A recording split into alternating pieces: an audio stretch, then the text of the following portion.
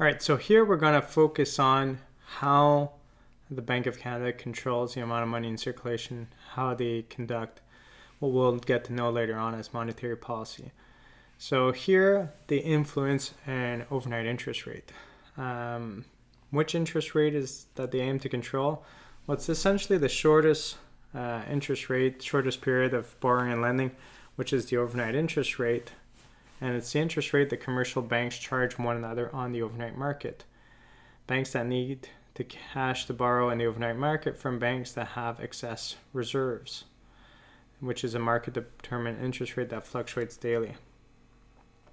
So why would this be the case? Well, let's say you are with Bank of Montreal and you buy a house. And the person that you're selling this to is with TD. Well, you're buying this house and you're giving him money. So you're giving him money, but in exchange, he's giving you a house. So you're in that situation where your money's with BMO and they have to transfer this amount of money to TD. Well, if at the end of the day, they're about to transfer this money and they're running low on reserves and they can't pay TD the amount of money that they owe them and so on, they'll have to borrow. And they'll borrow on this overnight market to make up for this money as quickly as possible. So this is the overnight interest rate.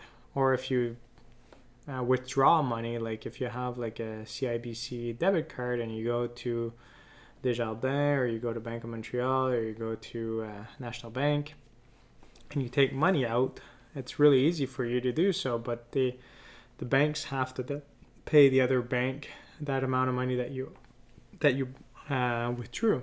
So through this whole process, you might have some banks that will need money in the overnight market and some that will have too much money. And whatever they determine, they transact between each other leads to a market determined interest rate.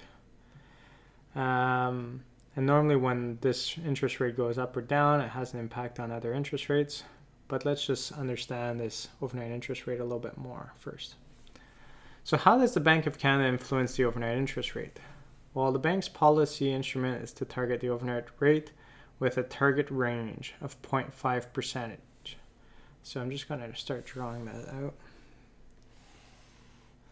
So let's say you have a target range, and that range here is 0.5%. So here we talked about an inflation target of 1 to 3%, but here we're talking about interest. So don't focus on that inflation rate target. So here, just to get away from that target, let's just say this wouldn't be the case right now, but let's say this is 5%. Well, this lower rate has to be 4.5%. So let's look at this a little bit more. The top rate, the upper rate, is the bank rate at which the Bank of Canada is ready to lend as much money as wanted by commercial banks. So we'll call this the bank rate. And commercial banks, let's just call them CB, can borrow at this rate from the BOC, which is the Bank of Canada. The lower rate is the bank is ready to accept any deposits from commercial banks and to pay them this interest rate. So here you can lend. So CB can lend to BOC at this rate.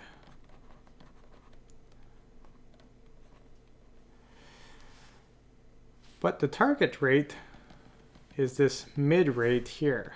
So if you read the headlines or you look at the Bank of Canada website, the two big ones that they'll mention will either be the bank rate as 5% or the target rate is 4.75. This range should always be 0.5% unless it was very close to zero, then they might make it more narrow, but typically it's always 0.5%. So if the target is a certain amount, you know that 0.25 more is the bank rate. So the target plus 0.25% is going to be the bank rate. So, oops, wrong side. by changing the target for the Bank of Canada can more or less control the overnight rate. Changes to the rate are posted 8 times per year, so they meet every 1.5 months to discuss and at set dates. So, how will we get to this target if we have these two bands? We know that if you're Bank of Montreal and you need money, you can borrow at 5%. We know if you're TD and you have extra money, you could loan to the Bank of Canada at 4.5%. So if one could borrow at 5, the other one could lend at 4.5, that's fine. Like, they're good interest rates. But it makes sense for these two banks to interact with each other, because if they can agree on a mid-rate between these two rates, the person borrowing will get a lower interest rate to pay for their the amount of money that they borrow. They won't have to pay 5%, they'll pay less, 4.75, let's say, for right down the middle. It doesn't have to be down the middle, it could be anywhere in this range. And the person lending is going to be in the situation that he's going to get more interest for the amount of money that he lends, because he's not going to get the 4.5%, he's going to get more. The only thing we know for sure is that in this overnight market, the interest rate will never go beyond. It can't go there or there. It's impossible, because no bank would want to borrow from another commercial bank at a rate that is beyond this bank rate, higher, or the rate. No one will lend at a rate that is lower.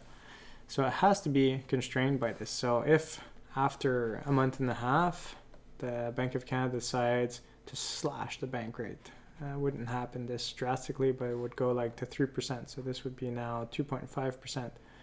Well, all of a sudden, the people that used to be transacting between 4.5 and 5%, they'd have to drop their interest rates, because no one would want to pay more than 3% to another bank when they could get it from the Bank of Canada at 3%. Okay?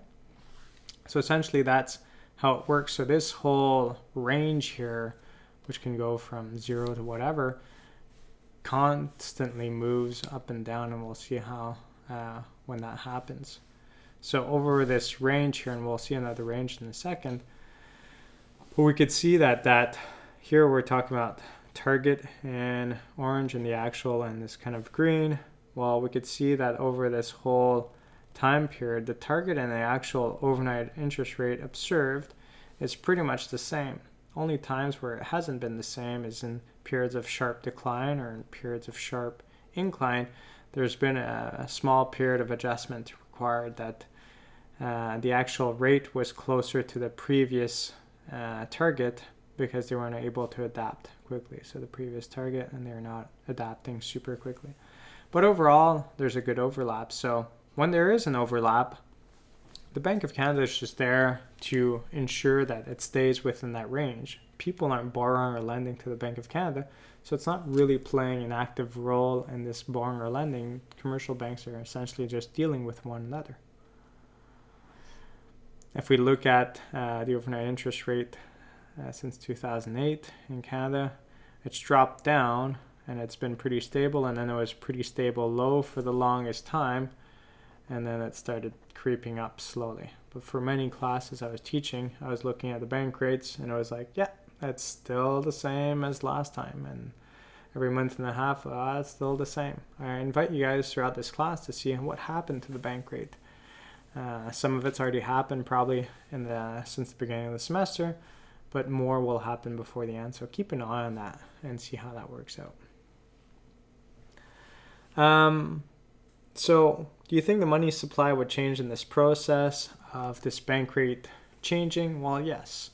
As the bank rate falls, most of the time mortgage rates will eventually follow. One of the reasons why is when the bank rate is lower, it leads to a lower reserve ratio, because banks don't really feel the need of keeping as much reserves. If they run low, their rate is lower. Lower reserve ratio will lead to more loans and will lead to a greater money supply. So there's more money available for loans. They don't have to pay as much, so they'll typically charge less. So eventually when this rate changes, it will normally have an impact on other interest rates as well. like you look at line of credits or other interest rates, you might hear about the prime interest rate. It's not the same as the bank rate, but this prime rate will vary when the bank rate varies. I've noticed it in the past when the bank rate has changed, that the interest rate I've been paying on my line of credit has changed as well. So yeah, essentially through this process, open market operations happens as less these banks want to keep less cash. They're able to buy and sell government securities. So open market operations do not initiate the process, but rather accommodate this whole process. So even though open market operations is not the main tool, it is used extensively in the markets.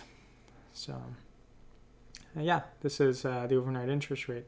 It should really be clear how it works, and that whole table that I've created here, you should have a good idea and be able to explain it as if you're explaining it to someone who's never seen this before. Just think about that for an exam.